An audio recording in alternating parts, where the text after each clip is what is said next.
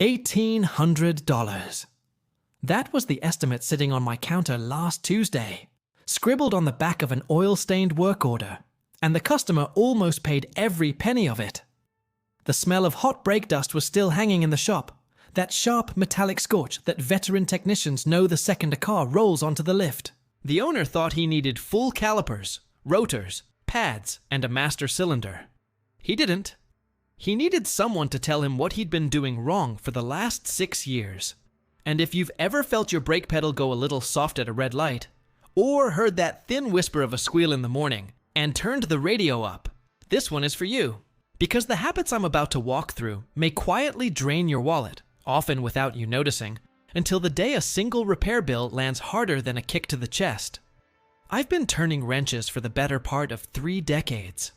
I've seen brake jobs that cost $200 balloon into $1,800 because of one small mistake the driver kept repeating. Not a dramatic one. Not the kind of thing you'd brag about at a barbecue. Just a quiet little habit. The kind you don't think twice about. And by the end of this, you're going to recognize at least 2 of them in your own driving, maybe 3, and you're going to have a chance to change course before the shop calls you with bad news. So let's talk about what veteran technicians actually see when they tear down a brake system that's been abused. Not abused on purpose, abused by accident, abused by habit. Because brakes are forgiving for a while, and then they're not. The first habit is one I see almost every single day, and it's the kind of thing drivers don't realize they're doing until I show them the evidence on the lift. Riding the brake. That gentle, almost unconscious pressure your right foot puts on the pedal when you're rolling down a long hill, or creeping through stop-and-go traffic, or following someone you don't quite trust. You're not really braking. You're just resting your foot there, hovering, maybe pressing a 1/4 inch. And here's what happens underneath. The pads stay in light contact with the rotor the whole time. Friction builds, heat builds. The rotor surface can warp in ways that don't show up until months later, when you feel that pulsing shimmy in the pedal at highway speeds. By then, the damage is done. New rotors, new pads. Sometimes new calipers if a piston seized from the cooked grease inside. That bill alone can hit $6 or $700 before you've even started talking about labor. The fix is dumb simple.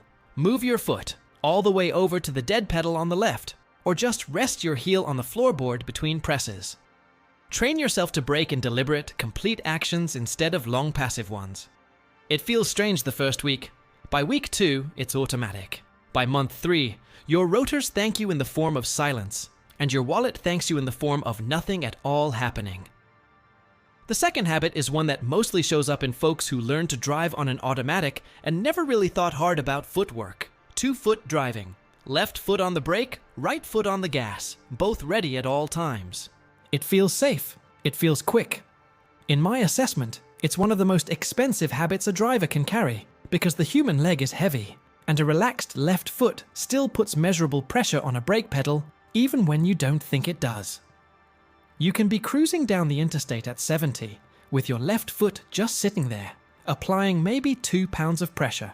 And that's enough to keep the pads kissing the rotor mile after mile. Industry insiders sometimes call this phantom drag. The car feels sluggish. Fuel economy drops.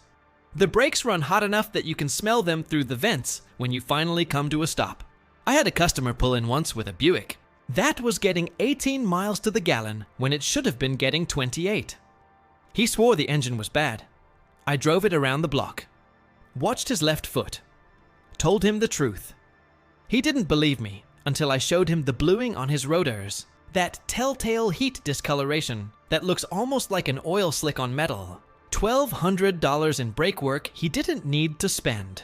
All because of a foot he forgot he was using. This brings me to a story I want to tell you, because it captures everything I've been trying to say about how brake mistakes compound. There's a fella named Marcus, runs a small delivery route in the city, drives a 2019 Ford Transit with about 140,000 miles on it. He's been at this 14 years. Good driver. Careful. The kind of guy who actually checks his tire pressure on Sundays. Marcus came into my shop 3 months back with a complaint that the van felt heavy, and the brakes were getting that squeal that wakes the neighborhood when he started his shift at 5 in the morning. He thought he needed pads, maybe rotors. He'd budgeted around $400 and was already grimacing about it. I put the van on the lift, and what I found was a slow-motion train wreck. Front pads were down to the metal backing plates. Rotors were scored so deep you could feel the grooves with your fingernail. The right rear caliper was seized solid because Marcus had been doing what a lot of delivery drivers do, which is left foot braking through every intersection to save reaction time. The brake fluid in his reservoir looked like coffee. Dark, cloudy. Probably hadn't been flushed since the van rolled off the lot. And to top it all off, he hadn't been using his parking brake, which meant the self-adjusters in the rear had stopped doing their job years ago, and the rear shoes had worn unevenly enough to cock the drum. The final bill, if he'd let me do everything that genuinely needed doing, would have been about $1,740, within spitting distance of that $1,800 number I opened with.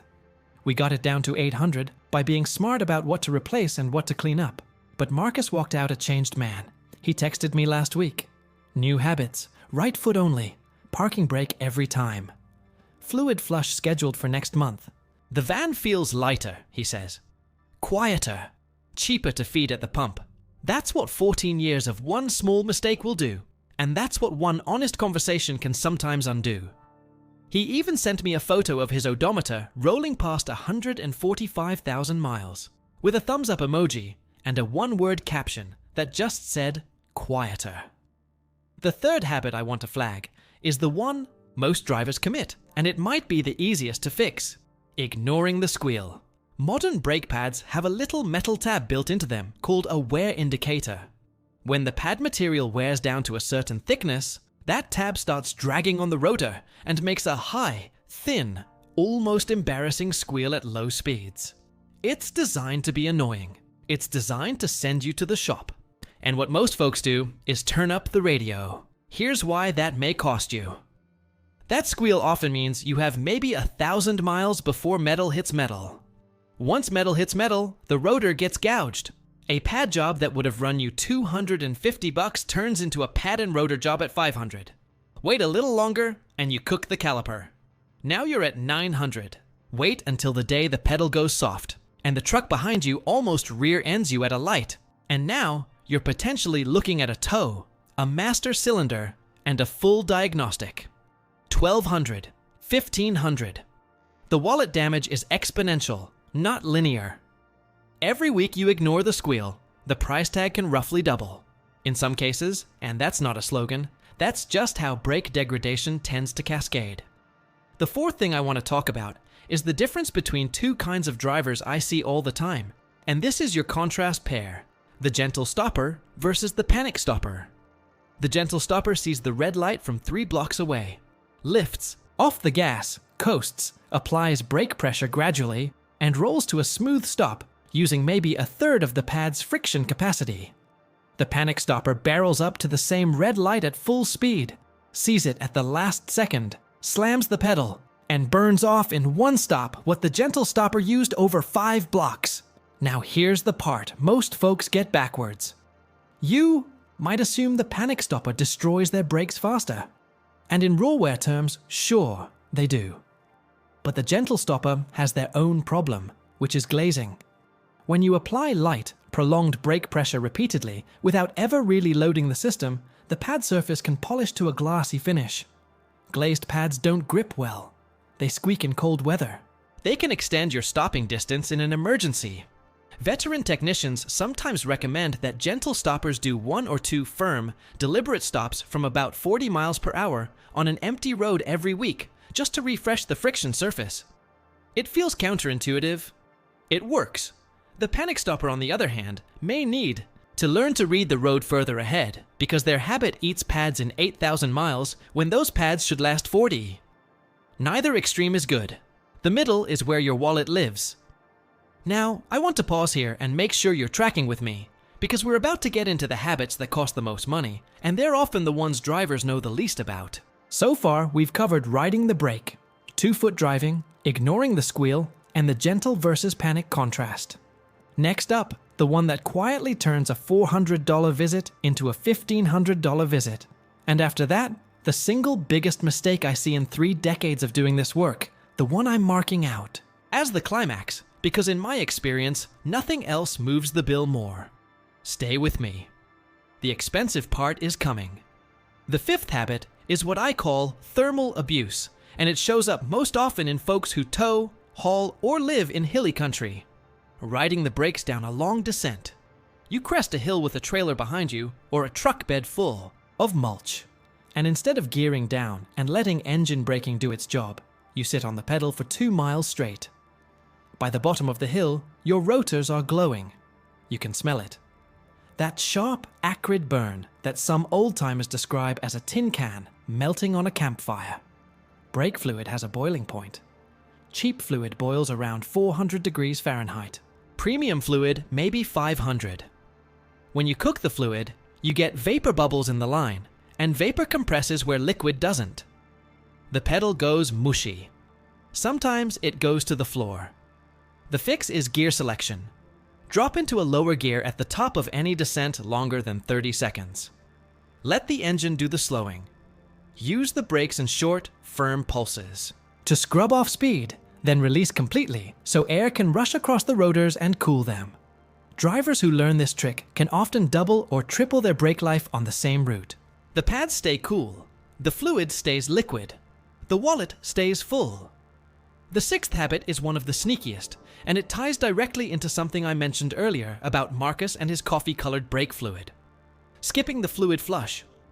Brake fluid is hygroscopic, which is a fancy word that just means it absorbs water out of the air. Every year your fluid sits in the reservoir, and the lines, it picks up a little more moisture. 2% water content, the boiling point drops noticeably. 3%, it drops a lot. 5%, and the fluid is basically compromised. Water in the brake lines also leads to internal corrosion. Caliper pistons start to pit. The master cylinder seal can deteriorate. ABS modules, which can run $1,000 or more, to replace may begin to fail intermittently because the valves inside get stuck with corrosion byproducts. Most manufacturers recommend a brake fluid flush every 2 to 3 years. Most drivers never do it. A flush at the shop runs maybe $100. Skipping it for 10 years can set up an ABS module replacement, a master cylinder replacement, and a full caliper rebuild that can land north of $2,000 combined. This is the math that frustrates me most as a mechanic, because the prevention is so cheap and the consequence is so brutal. $100 every couple years, or $2,000 all at once when the system finally gives up. Most folks don't make that connection until they're sitting in my office staring at the estimate. Now we get to the climax. The single biggest difference I see between brake systems that last and brake systems that don't in 3 decades of pulling wheels off cars is one habit, and I want you to listen close because this is the one that moves the needle more than all the others combined. Drivers who refuse to use the parking brake, that little lever or pedal or button you reach for when you park on a hill, and then maybe don't bother with on flat ground because the transmission's in park anyway, right? Wrong. And here's why. In most modern vehicles with rear disc brakes, the parking brake is mechanically linked to the rear caliper, and using it regularly is what keeps the self-adjuster mechanism inside the caliper working. That self-adjuster is what keeps the pad spacing correct as the pad wears down. If you never use the parking brake, the self-adjuster seizes. The rear pads stop adjusting. They wear unevenly. The rear of the car contributes almost nothing to braking. The front pads and rotors take all the load. They wear out at double or triple the normal rate. You replace the fronts. The shop tells you the rears look fine. 6 months later, the rear caliper seizes completely because it's been sitting motionless for years. And now you're into a 4-figure repair. In drum brake vehicles, it's even worse because the parking brake mechanism is what actuates the self-adjuster on every application.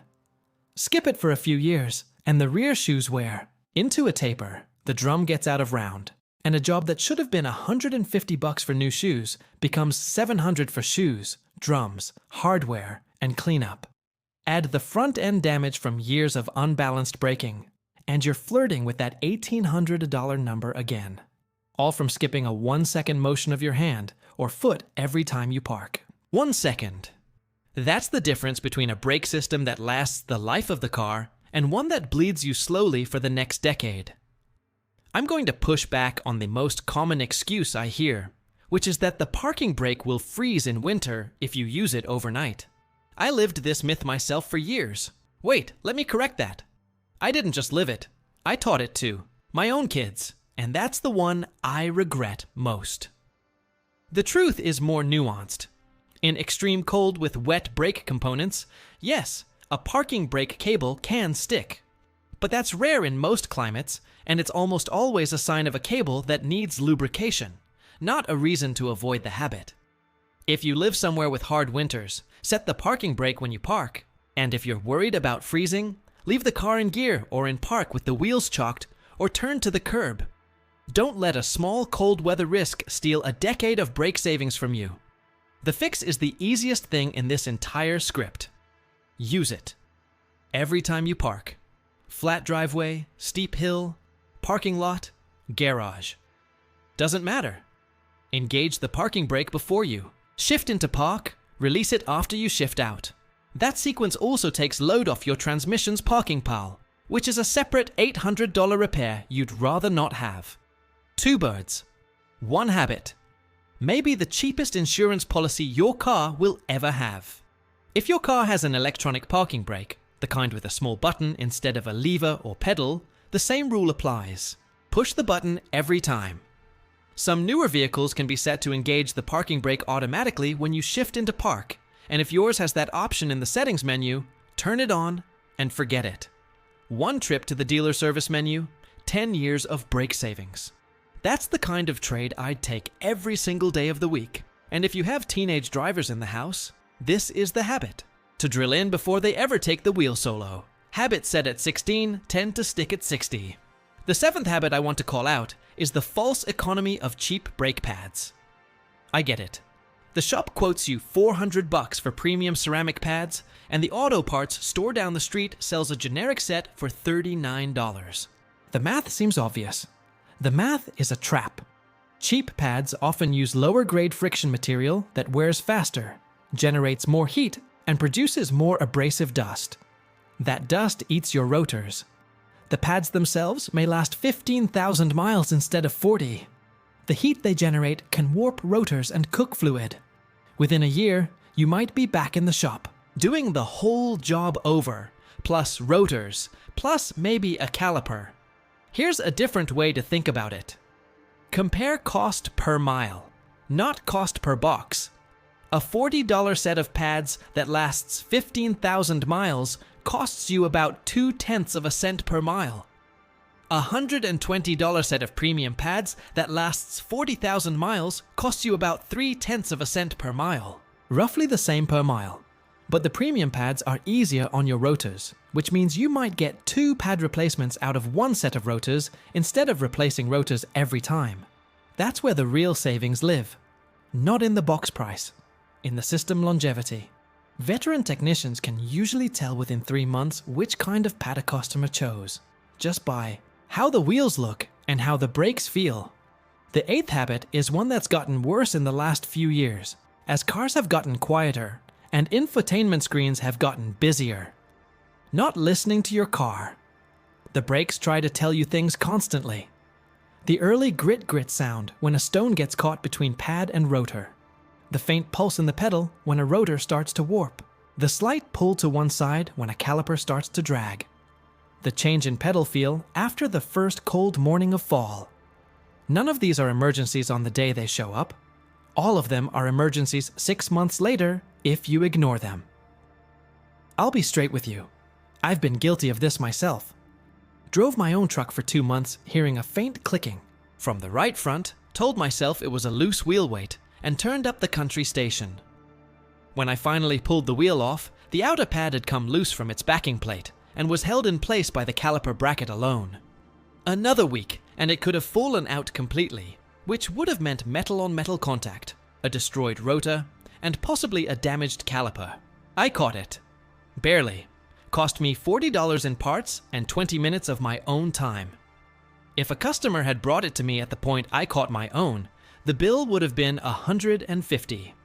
If they'd waited another week, $400. If they'd waited a month, who knows?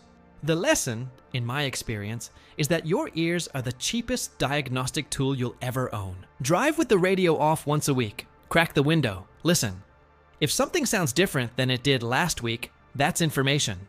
Information that can save you hundreds, sometimes thousands, in repair bills. A few sounds worth memorizing.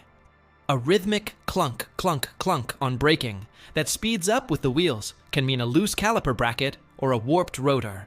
A high-pitched continuous whine that goes away when you press the pedal may be your wear indicator doing its job. A low groan during the first stop of the morning that disappears after a block or two is often surface rust and harmless. A grinding sound that shows up under firm braking and gets worse over a week is the kind that needs a shop visit, sooner rather than later. None of these are death sentences for your car. All of them are messages. The drivers who pay attention to those messages tend to spend a fraction of what the drivers who ignore them spend, and that pattern holds across every make and model I've ever worked on. The ninth habit, and the last one before we wrap, is the one almost nobody thinks about. Parking on uneven ground for long periods without rotating the wheels. This may sound like nitpicking, but here's what happens. If a car sits in the same spot for weeks, gravity pulls the brake pads against the rotors in exactly the same configuration. Moisture from morning dew settles in. A faint rust ring can form where the pad contacts the rotor. When you finally drive the car, you might hear a brief grinding sound that goes away after a few stops, and you think nothing of it. In many cases, nothing serious has happened. But repeat that pattern for years, especially in humid climates or on a car that gets driven only on weekends, and the rust pitting can become permanent. The rotor surface develops microscopic craters that the new pads can't fully bed into. Stopping distances may extend slightly. Pedal feel may get spongy. The fix is just to move the car every few days, even just rolling it forward and backward a few feet so the pads contact a different part of the rotor. That tiny motion can prevent the kind of slow cooking damage. That catches up with you when it's trade-in time and the inspector docks you for uneven rotor wear. This one matters most for folks who store a classic car over winter or who own a second vehicle that mostly sits in the driveway. If you know a car will sit for more than a couple weeks, the right move is to spray a light coating of rust preventative on the rotors. Jack the car up onto stands so the wheels aren't loaded, or take a short drive every 10 days just to keep the surfaces dry and the seals supple. Veteran technicians have a saying about cars that sit. They don't rest, they corrode. The mileage on the odometer may stay frozen for a year, but the brake system keeps aging the whole time, and the bill for that aging tends to land in the lap of the next person who actually drives the thing. So those are the 9. Let me tell you what's harder for me to say than any of the technical stuff, and this is where I have to come clean. Every single one of these habits I was guilty of at some point in my own career. Riding the brake, I did that for the first 3 years of driving. Skipping the parking brake on flat ground, I did that for nearly a decade because my dad never used his, and I assumed he knew what he was doing. The fluid flush, I went 7 years between flushes on my first work truck, and I paid for it with a caliper rebuild that I had to do myself in the rain on a December afternoon I'd rather forget. My knuckles still carry a scar from a stuck bleeder screw that snapped under pressure. The reason I'm telling you this isn't to make myself look foolish. It's so you know that this script isn't a lecture from some guy who's never made a mistake. It's a confession from a mechanic who has made every one of them and wants to spare you the bills he paid. The $1,800 estimate I opened with, that customer walked out paying $400 because we caught it in time and corrected the habits before the damage went from inconvenient to catastrophic. I want that for you too. I want you to be the person who pulls into a shop 5 years from now and hears the technician say, "Your brakes look great for the mileage," and walks out spending $200 instead of $2,000. So here's what I'm asking. Tell me below, which one of these brake habits did you recognize in your own driving? Was it the parking brake one? The 2-foot driver in your family? The squeal you've been turning the radio up to ignore? Drop it in the comments, because I read every single one, and the ones that get the most replies often shape the next script I write. Your stories help other folks recognize themselves before the estimate hits. And one last thing before I go, because this is the part that veteran technicians don't usually say out loud. The shop isn't your enemy. A good mechanic wants you to come back for oil changes for the next 10 years, not for catastrophic brake jobs every 18 months. If your shop is honest, they'll tell you about habit changes before they tell you about expensive parts. If they don't, find a new shop. There are plenty of us out here who'd rather save you money today and earn your loyalty for life than squeeze you once and never see you again. The good shops are out there. Sometimes you have to drive past 2 bad ones to find one. Worth the trip every time. Take care of your brakes. They take care of you every single mile. And the small habits you change this week may quietly save you that $1,800 or some number even bigger sometime down the road when you'd least expect it. That's the gift I'm trying to hand you. Don't set it down on the counter and forget it. Use it. Starting today. Starting on your very next drive home.